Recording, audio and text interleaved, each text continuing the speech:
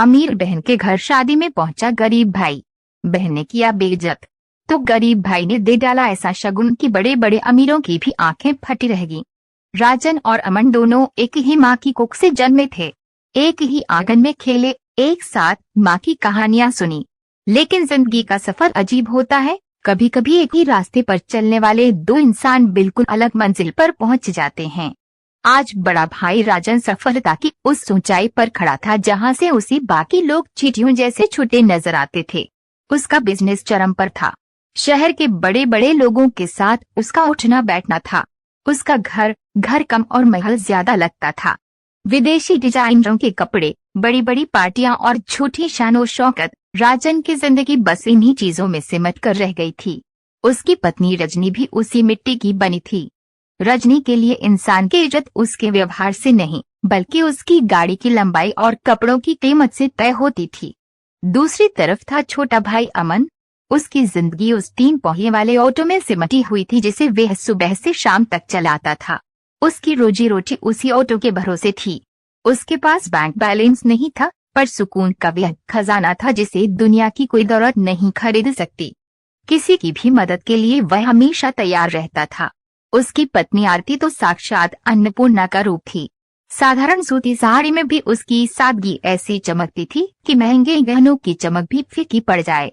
उस छोटे से घर में गरीबी जरूर थी, पर दरिद्रता नहीं थी। अभाव था, पर असंतोष नहीं था। दोनों का मन शीशे जैसा साफ था, पानी जैसा निर्मल। लेकिन जल्द ही एक ऐसा वाकया होने वाला था जो तय करने वाला था कि असली अमीर कौन है। एक दोपहर उनकी मां जानकी जी की तबीयत अचानक बिगड़ गई। बुखार तेज था। टेस्ट करवाया तो पता चला कि उन्हें डेंगू हुआ है। जानकी जी का शरीर भट्टी की तरह तप रहा था, दर्द के मारे कराह रही थीं। हालांकि जानकी जी अपने छोटे बेटे अमन के साथ रहती थीं, लेकिन फर्ज के नाते बड़े भाई राजन को भी ये खबर पहुंचा दी गई। मां की ऐसी हालत देखकर अमन ने अपने काम को वहीं छोड़ अपने ऑटो को ऑटो स्टैंड पर खड़ा कर दिया। दिन की कमाई की परवाह किए बिना जल्दी से घर आ गया।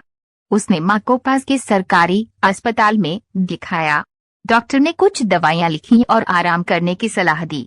घर लौटकर अमन और आरती मां की सेवा में जुट गए। डॉक्टर के कहे अनुसार आरती ने उनके माथे पर गीली पट्टियां रखी, हल्दी वाला दूध तैयार किया और समय पर दवाइयां देने लगी।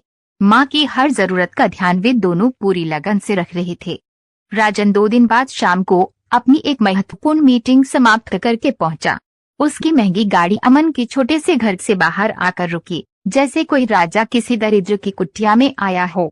वह पत्नी रजनी के साथ जब अंदर आया तो उसके महंगे परफ्यूम ने कमरे की हवा बदल दी। माँ, अब कैसी तबीयत है? उसकी आवाज में महज एक औपचारिकता थी। जानकी जी ने कमजोरी से आंखें खोली और फीकी मुस्कान के साथ कहा, पहले से बेहतर हूँ बेटा, और जल्दी ही पूरी तरह ठीक हो जाऊंगी। अमन और आरती मेरी बहुत सेवा कर रहे हैं। तभी आरती ताजे फलों के रुपए से भरा गिलास एक साधारण सी ट्रे में लेकर कमरे में आई और सासू माँ को पिलाने लगी। तभी जानकी जी मुस्कुराते हुए बोली, देख रहे हो, सारा दिन यूं ही सेवा करती है मेरी। इसके रहते मुझे कुछ हो सकता है क्या भला? ये बात सुनकर रजनी मुंह बनाकर रह गई। राजन ने कमरे में चारों ओर एक सरसरी निगाह डाली, जैसे किसी चीज का मूल्यांकन कर रहा हो। फिर इधर उधर देखते हुए नफरत से बोला, छी, इतने मच्छर घूम रहे हैं यहाँ वहाँ। अगर मच्छरों को मारने के लिए स्प्रे करवा लिया होता तो आज माँ बीमार ना पड़ती। उसकी बात सुनकर जानकी जी बोली, मच्छर मारने की दवा मेरी तबीयत को रास नहीं आती ना, इसलिए नहीं करवाया। थोड़ी देर दोनों पति पत्नी असहजता से बैठे रहे। फिर राजन ने पूछा, किस डॉक्टर को दिखाया है? अमन ने सहजता से कहा, भिलाया बेहपास के सरकारी अस्पताल के डॉक्टर को दिखाया है। इलाज अच्छा चल रहा है, तबीयत में सुधार है। क्या? सरकारी अस्पताल? राजन ने ऐसे चौंका जैसे अमन ने कोई गुनाह कर दिया हो। वह तमतमाकर खड़ा हो गया, तुम्हारी अक्ल तो ठीक है। मेरी माँ और सरकारी अस्पताल? उसकी भौहें तंगी। तुम्हारी हिम्मत कैसे हुई माँ को सरकारी अस्पताल ले जाने की? क्या वहाँ ढंग का इलाज होता है? वहाँ तो लोग बस मौत का इंतजार करते हैं। अगर पैसों की कमी थी तो मुझसे मांग लिए होते, कम से कम मेरे स्टैंडर्ड का तो ख्याल किया होता। वह अपनी जेब में हाथ डालकर बटुआ निकाल ही रहा था कि जानकी जी ने अपने कांपते हाथ से उसे रोक दिया। नहीं राजन, मुझे किसी प्राइवेट अस्पताल की जरूरत नहीं है। मेरे लिए सबसे बड़ी दवा मेरे बच्चों का प्यार है जो मुझे यहाँ भरपूर मिल रहा है। जितना ख्याल ये दोनों रख रहे हैं उतना तो बड़े अस्पताल की नर्सें भी नहीं रखेंगी। राजन ने अपनी माँ की बात सुनकर नाखुशी से मुंह फेर लिया। उसके मन में विचार कौंधा, मैं चाहूँ तो शहर का सबसे बड़ा डॉक्टर अभी यहाँ खड़ा कर सकता हूँ, लेकिन इस टूटे फूटे घर में उसे बुलाऊंगा तो मेरी ही बेइज्जती होगी। उसने तुरंत अपना अत्याधुनिक मोबाइल निकाला और शहर के एक नामी गिरामी डॉक्टर को फोन मिलाया। फोन पर उसने मां की स्थिति का संक्षिप्त विवरण दिया और फिर कॉल काट कर एक विशेषज्ञ की तरह बोला, डॉक्टर ने कहा है कि इन्हें नारियल पानी और बकरी का दूध पिलाओ, इससे प्लेटलेट्स तेजी से बढ़ेंगे। इतना कहकर उसने जेब से 5,000 के कुछ कट नोट निकाले और माँ के तकिए के नीचे रखते हुए कहा, ये लो माँ, अपने लिए नारियल पानी और बकरी का दूध मंगवा लेना, किसी चीज की जरूरत हो तो बता देना। इसी बीच आरती रसोई से एक और ट्रे लेकर आई। भैया भाभी, आप लोग भी जूस ले लीजिए। राजन और रजनी ने एक दूसरे की ओर देखा। उनके चेहरे पर एक अजीब सी घृणा का भाव था। उन्होंने बिना गिलास को छुए कहा, नहीं, हमें इच्छा नहीं है, चलो अभी देर हो रही है हमें, हमारी शाम की फ्लाइट है। रजनी ने अपनी महंगी घड़ी देखते हुए कहा। फिर माँ की ओर मुड़कर एक औपचारिक वाक्य अपने मुंह से निकाला, न ध्यान रखना माँ जी, और दोनों दरवाजे की ओर ऐसे बढ़े जैसे किसी कैद से रिहा हो रहे हों। उसके बाद दोनों का फोन तक नहीं आया माँ का हालचाल जानने के लिए। पैसे देकर राजन ने अपने बेटे होने का फर्ज जो निभा दिया था। जानकी जी के मन में अपने बड़े बेटे और बहू की ये निष्ठुरता चुभ गई, लेकिन अमन और आरती की निस्वार्थ सेवा ने जानकी जी के घायल मन पर मरहम का काम किया था। इधर रजनी तो जैसे अपने देवर और देवरानी को नीचा दिखाने की मुहिम पर निकली हुई थी। कोई भी मौका हो वो अमन और आरती को अपमानित करने से नहीं चूकती थी। जब कभी किसी पारिवारिक कारण से अमन और आरती उनके महलनुमा घर में जाते तो रजनी की निगाहें पहले उनके साधारण कपड़ों को स्कैन करती, फिर जैसे ही वे सोफे से उठती रजनी उस बेशकीमती चादर को ऐसे सहलाती जैसे उनके बैठने से वे अपवित्र हो गई हो। एक बार तो हद ही हो गई। रजनी ने ताना मारते हुए कहा, अरे आरती, कभी कुछ ढंग के कपड़े भी पहन लिया करो ना, हमेशा ये सस्ती सी सूती साड़ियाँ। मेरे पास तो इतनी ड्रेसेस और सूट्स हैं कि एक को बस 1 या 2 बार पहनती हूँ, फिर अलमारी में धूल खा रहे होते हैं। बताओ तो चाहिए हो तो ले जाना। ऐसी ऐसी ड्रेसेस हैं जो शायद तुमने सपनों में भी ना देखी हो। ये शब्द पिघले हुए शीशे की तरह अमन के कानों में उतर जाती। उसका खून खौल उठता, मगर वे यह खूंट पीकर रह जाता। वह अपनी गरीबी पर नहीं बल्कि अपनी भाभी की छोटी सोच पर शर्मिंदा होता। जबकि आरती एक शांत मुस्कान के साथ जवाब देती, दीदी, भगवान ने हमें जितनी चादर दी है हम उसी में पांव पसारते हैं और इसी में हम बहुत खुश हैं। रिश्तेदारी और समाज में तो राजन और रजनी का रुतबा आसमान पर था। हर कोई उनकी अमीरी के कसीदे पढ़ता रहता, यहाँ तक कि उनकी बहन अंजू भी सिर्फ अपने अमीर भाई पर जान छिड़कती थी। उसे मालूम था कि ससुराल में उसकी जो इज्जत है वे यह राजन के पैसे और रुतबे की वजह से ही है। छोटे भाई को तो वे पूछते भी नहीं थी और आखिरकार वे मौका ही गया जब रिश्तों की असली परख होनी थी। अंजू की इकलौती बेटी की शादी तय हो गई। अंजू और उसके पति खुद एक चमचमाता डिजाइनर कार्ड लेकर राजन के घर पहुंचे। घंटों बैठे, चाय नाश्ते का दौर चला और बड़े भाई भाभी को शादी में आने का भरपूर मान मनोहार से भरा न्योता दिया गया। वहीं अमन के घर एक नौकर के हाथ कार्ड भिजवा दिया और औपचारिकता निभा दी। अंजू ने अपनी माँ जानकी जी को फोन करके कहा, माँ आपको तो आना ही है, लेकिन उस पूरी बातचीत में उसने अपने छोटे भाई और भाभी का जिक्र तक नहीं किया। ये अपमान अमन और आरती के दिलों में चुभ रहा था, पर दोनों ने खामोशी से उसे सह लिया। शादी का दिन नजदीक आने लगा। जानकी जी का दिल अपने छोटे बेटे की माली हालत और समाज में उसके संभावित अपमान की सोच कर बैठा जा रहा था।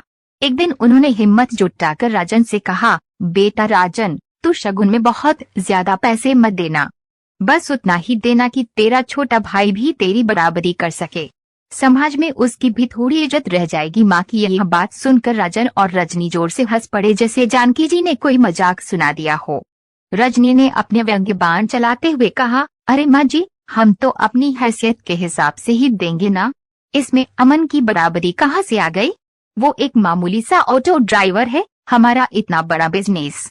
अरे हम तो पूरे 51,000 देंगे, 1 पैसा कम नहीं। समाज में हमारी भी तो कोई इज्जत है ना, एक रुतबा है। राजन ने भी तुरंत अपनी पत्नी की हाँ में हाँ मिलाई। वह तो जैसे इसी मौके का इंतजार कर रहा था जहां वह अपनी अमीरी का खुलकर प्रदर्शन कर सके और अपने छोटे भाई को उसकी औकात दिखा सके। माँ का दिल टूटकर चकनाचूर हो गया। इधर अमन भी चिंता के समंदर में डूब रहा था।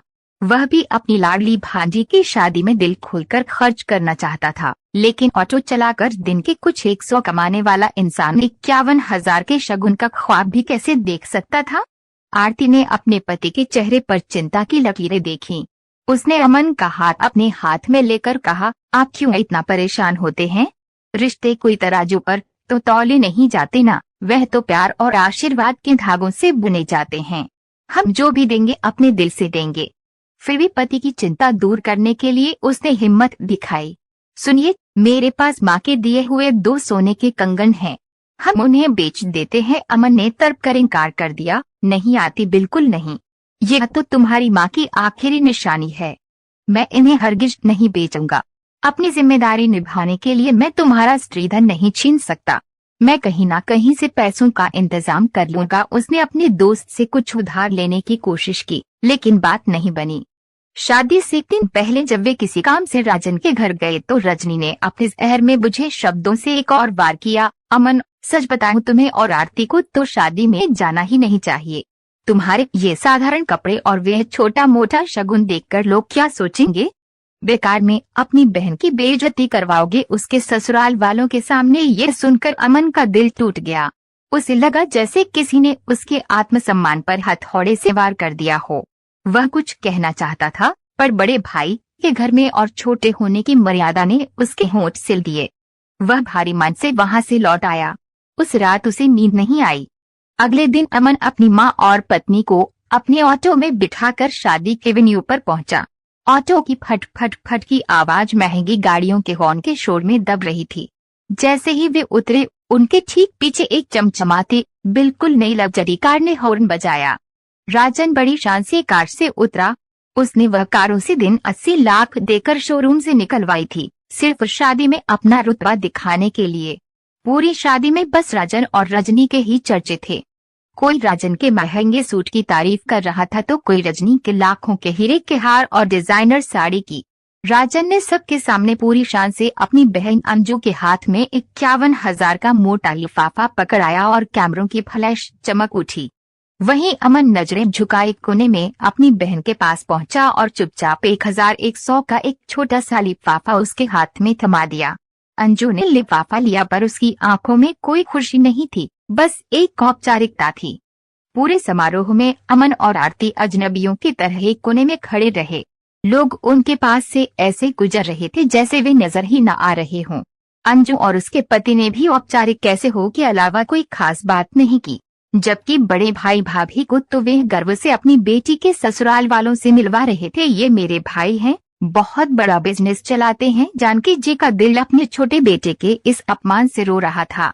वह मन ही मन भगवान से बस एक ही दुआ मांग रही थी कि उसका छोटा बेटा तरक्की करे और उसे भी समाज में सम्मान मिले। खैर, शादी संपन्न हुई। बेटी की विदाई के समय माहौल गमगीन हो गया और भारी मन से अंजू ने अपनी बेटी को विदा किया। डोली के साथ दुल्हन का भाई यानी अंजू का बेटा भी गया, जैसा कि रस्म होती है। मेहमानों की भीड़ धीरे धीरे छंटने लगी। पंडाल में अब बस नजदीकी घर वाले और टेंट वाले मजदूर बचे थे जो अपना सामान समेटने में लगे हुए थे। इसी भाग दौड़ के बीच अचानक एक मजदूर का पैर फिसला और लोहे का भारी पॉल सीधा राजेश, अंजू के पति, के सिर पर आ गिरा। एक पल को सब सुन रह गए और अगले ही पल चीख उठे। राजेश के सिर से तेजी से खून बहने लगा और वे वहीं जमीन पर गिर पड़े। अंजू पागलों की तरह चिल्लाई, कोई कुछ करो, इन्हें अस्पताल ले चलो। उसकी नजरें सबसे पहले अपने अमीर और साधन संपन्न भाई राजन पर पड़ी। भैया, भैया जल्दी गाड़ी निकालिए, देखिए कितना खून बह रहा है। अंजू जोर जोर से चिल्ला रही थी। एक बार तो राजन अपनी जगह से थोड़ा सा हिला, लेकिन उसके कदम अपनी नई नवेली कार की ओर बढ़ने से पहले ही ठिठक गए। उसकी आंखों के सामने एक तरफ खून से लथपथ जीजा थे और दूसरी तरफ उसकी ब्रांड न्यू लग्जरी कार की चमचमाती सीटें। उसके दिमाग में एक पल के लिए इंसानियत और भौतिकवाद के बीच एक भीषण युद्ध छिड़ गया। खून के धब्बे, नई कार की सीटें खराब हो जाएंगी। ये धब्बे आसानी से नहीं जाते। ये सब एक सेकंड में उसके दिमाग से गुजर गया। वह अपनी जगह से टस से मस न हुआ। उसे परवाह थी अपनी नई नवेली कार की। राजन, देख क्या रहा है, जल्दी गाड़ी निकाल, देख कितनी चोट आई है तेरे जीजा को, जानकी जी चीखीं। परंतु राजन ने एक बेहद बेतुका और शर्मनाक तर्क दिया। माँ आज ही शोरूम से गाड़ी निकलवाई है, पूरी 80 लाख की है, खून से गंदी हो जाएगी। यह सुनकर जैसे अंजू और जानकी जी के पैरों तले जमीन खिसक गई। जिस भाई की दौलत पर अंजू आज तक नाच करती आई थी, उसी भाई का ये रूप देखकर वे अंदर तक हिल गई। तभी पीछे से फट फट फट की जानी पहचानी आवाज आई। अमन अपना ऑटो लेकर वहीं आ पहुंचा था। उसने तुरंत ट्रंक वालों की मदद से राजेश को ऑटो की पिछली सीट पर लेटाया। आरती ने राजेश का सिर अपनी गोद में रख लिया और खून रोकने के लिए अपने आंचल का एक हिस्सा फाड़कर घाव पर बांध दिया। अमन ने ऑटो को हवा की रफ्तार से अस्पताल की ओर दौड़ा दिया। अंजू का चेहरा पीला पड़ चुका था और आरती राजेश के सिर की पट्टी को संभालते हुए लगातार हिम्मत बंधाती जा रही थी। जैसे तैसे अमन पूरे ट्रैफिक को चीरते हुए अपने घायल जीजा को लेकर अस्पताल पहुंचा। अस्पताल पहुंचते ही कंपाउंडर दौड़ता हुआ आया, स्ट्रेचर मंगवाया और राजेश को तुरंत इमरजेंसी में ले जाया गया। थोड़ी देर बाद डॉक्टर बाहर आए। चेहरे पर गंभीरता थी। काफी खून बह चुका है, तुरंत एबी पॉजिटिव ब्लड चाहिए वरना हालत बिगड़ सकती है। सब सत्ते में आ गए। इतने में हॉर्न बजाती हुई वही लग्जरी कार अस्पताल के गेट पर आकर रुकी। राजन, रजनी और जानकी जी तेज कदमों से अंदर आए। राजन ऊंची आवाज में बोला, कहाँ है जीजाजी, क्या किसी चीज की जरूरत है? डॉक्टर ने पास आकर कहा, ब्लड चाहिए और तुरंत तुरंत एबी पॉजिटिव ब्लड चाहिए। अंजू ने उम्मीद भरी नजरों से राजन की ओर देखा। भैया, आपका ब्लड ग्रुप तो एबी पॉजिटिव है ना, प्लीज भैया। सब राजन की ओर देख रहे थे। वह हिचकिचाया, बहाने तलाशने लगा। तभी रजनी तपाक से बोली, अंजू तुम्हें पता है ना, इनकी तबीयत कई महीनों से ठीक नहीं, कमजोरी है, ऐसे में ब्लड देना रिस्क है। राजन ने भी कमजोर सी आवाज में हामी भर दी, हाँ वो मेरी तबीयत ठीक नहीं रहती। एक अजीब सा सन्नाटा पसर गया। अंजू की आंखों में बची हुई आखिरी उम्मीद भी जैसे मर गई। तभी पीछे से एक शांत लेकिन मजबूत आवाज आई, मेरा ब्लड ग्रुप एबी पॉजिटिव है, मैं खून दे सकती हूँ। आरती थी। सबके चेहरे उसकी तरफ घूम गए। डॉक्टर ने तुरंत टेस्ट कराया, सब ठीक निकला और कुछ ही देर बाद राजेश के शरीर में आरती का खून चढ़ने लगा। करीब 1 घंटे बाद डॉक्टर ने आकर कहा, अब खतरा टल गया है, समय पर ब्लड मिल गया, जान बच गई। ये सुनकर सबने राहत की सांस ली। लेकिन इस 1 घंटे ने पूरे परिवार की सोच हमेशा के लिए बदल दी। जिस भाई के पास संसाधन थे वह पीछे हट गया और जिस बहू को हमेशा गरीब और साधारण कहकर ताने दिए गए, उसने अपने रिश्ते को अपने खून से सींचकर जिंदा कर दिया। अंजू की आंखों से अब आंसू बह रहे थे, गहरे पश्चाताप के आंसू। उसने आगे बढ़कर अपने छोटे भाई अमन के हाथ पकड़ लिए। मुझे माफ कर दे अमन, आज तूने मुझे दिखा दिया कि इंसान दिल से अमीर होता है, पैसे से नहीं। जिस दौलत अमन भाई की अमीरी पर मैं इतराती थी, उसे मेरे सुहाग से ज्यादा अपनी नई गाड़ी की परवाह थी। और तूने और आरती ने मेरे पति को नई जिंदगी दी। होश में आने के बाद राजेश भी अपने व्यवहार पर बहुत शर्मिंदा थे। उन्होंने अमन से हाथ जोड़कर माफी मांगी। आज उन्हें समझ आया था कि असली शगुन 51,000 का लिफाफा नहीं था, असली शगुन तो रिश्तों का प्यार और अपनापन ही था, जिसे दौलत की चमक में वे देख ही नहीं पाए थे। थोड़ी देर बाद राजन महंगे फलों और जूस की बोतलों से भरे बैग लेकर इमरजेंसी वार्ड में दाखिल हुआ। चेहरे पर वही बनावटी चिंता। उसने अंजू से कहा, देख अंजू, मैं जीजा जी के लिए फल और ताज़ा जूस लाया हूँ, जीजा जी की सारी कमजोरी दूर हो जाएगी। अंजू ने उसकी तरफ एक ठंडी सपाट नजर से देखा। भैया, जब 5 मिनट पहले इनकी जान बचाने के लिए आपका खून चाहिए था, तब तो आप पीछे हट गए और अब ये सब दिखावा कर रहे हो। उधर मेरे पति का सिर फट गया था, उनकी जान जा रही थी और आपको अपनी महंगी गाड़ी की पड़ी थी। एक पल भी नहीं सोचा आपने ये कहने से पहले कि मेरे पति के खून से आपकी गाड़ी गंदी हो जाएगी। कमजोरी तो धीरे धीरे ठीक हो जाएगी, लेकिन जो भरोसा टूट गया है उसे वापस कैसे लाओगे? अब राजन का चेहरा फीका पड़ गया। वह जवाब ढूंढते ढूंढते खामोश हो गया। जानकी जी, जो अब तक खामोश थीं, अपने गुस्से को और नहीं रोक पाईं। राजन, ये दिखावा करने की अब कोई जरूरत नहीं है। रिश्ते उस धागे की तरह होते हैं जो एक बार टूट जाए तो जुड़ते नहीं, और अगर जोड़ने की कोशिश करो भी तो गांठ पड़ जाती है। तूने अपनी जिंदगी में खूब दौलत कमाई, पर जब जिंदगी ने तुझे इंसानियत की कसौटी पर परखा तो तू फेल हो गया बेटा। ऐसी दौलत और शोहरत किस काम की जो जरूरत के वक्त अपनों के ही काम न आ सके। वार्ड में एक भारी खामोशी पसर गई। माहौल बोझिल हो गया। रजनी, जो आमतौर पर हर बात में तेज बोलती थी, इस बार चुप थी। उसकी नजरें नीची थीं और जुबान से कुछ कहते नहीं बन पा रहा था। अपनी चमचमाती गाड़ी में बैठकर वे दोनों बुझे हुए मन से वापस लौट गए। उनकी गाड़ी की सीटें तो बेदाग थीं, पर जमीर पर जो दाग लग चुका था उसे दुनिया का महंगे से महंगा डिटर्जेंट भी साफ नहीं कर सकता था। तो दोस्तों, आपको ये कहानी कैसी लगी? अपनी राय कमेंट करके जरूर बताएं और ये भी बताएं कि आप हमारी कहानियां भारत के किस शहर से सुन रहे हैं। वीडियो पसंद आए हो तो वीडियो को लाइक और चैनल को सब्सक्राइब जरूर करें। कहानी को अंत तक सुनने के लिए बहुत बहुत शुक्रिया।